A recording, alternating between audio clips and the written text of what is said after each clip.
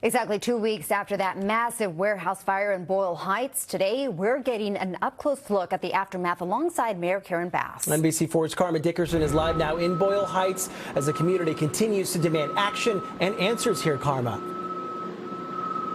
Yes, and so from the outside, we can tell you this building looks very different. One of the things that's most notable, if you'll just take a look over our shoulder, is that where you would normally have seen fire trucks for about the last 2 weeks, instead you see different kinds of heavy equipment. The heavy equipment working on hanging some tarps there, and also instead of spraying water from fire hoses, you're seeing deodorizers being sprayed at the building, giving you an idea of the real concern and focus that lingers in the community, the smell.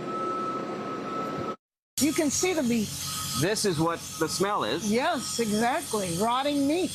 Mayor Karen Bass giving NBC4 a close-up look at the mess that continues to plague Boyle Heights and surrounding communities. I believe we did not realize there were so many meats that were here. They thought it was primarily bread products. That realization came about 3 days into the June 17th fire at the Lineage Refrigerated Foods warehouse, prompting an increased sense of urgency for LAFD to put the fire down and Lineage to clean the mess up. New today, tarps being hung from the building as deodorizers continue to spray the perimeter. It's supposed to mitigate the smells to a certain extent. The question is, will it really do this? Because this is so massive. The answer is, it depends on where you're standing. For many nearby,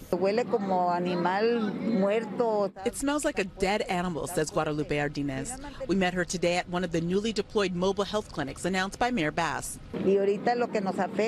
She says despite being shut in her home and the smoke outside being cleared, she's still having lung problems. My house smells as bad as it smells out here. Yesenia Adame is another person who tells us her home has not been a refuge. She was having a smoke damage inspection done through her insurance company when we met up with her. What do you need right now?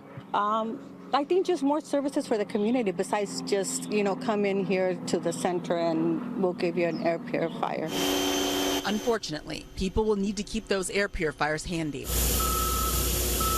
With storage racks 58 feet high in a 500,000 square foot facility that at one point contained 85 million pounds of food. Add to that conditions so treacherous that in some cases firefighters can't even get inside safely. The mess isn't expected to be cleaned up anytime soon.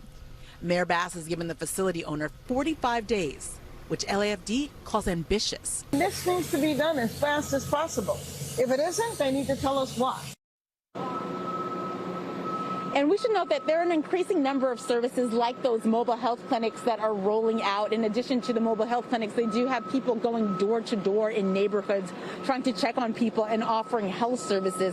However, some people have noted that they've had trouble accessing services. This is an interesting area of the community where you have an intersection between the city and the county, and people are telling us that if they live in one jurisdiction and they go to the wrong service center, they're told, oh, you live in the city, you can't get this county resource, and it's been a little bit frustrating for people there. However, we should note that there have been both financial and other resources promised. So we're going to get a list on our website, NBC4.com, about where some of those donations are going and specific organizations you can ask for help. Reporting live in Boyle Heights, Karma Dickerson, NBC4 News. Karma, thank you. We want to reiterate what Karma was just talking about. There are resources available for anyone impacted by the Boyle Heights warehouse fire. A free mobile clinic is making its way through the neighborhood, offering health care, recovery services, and supplies. It'll move to other locations in the coming days. So for a full list of where it will be and when, visit our website, NBCLA.com, or check out the NBCLA app.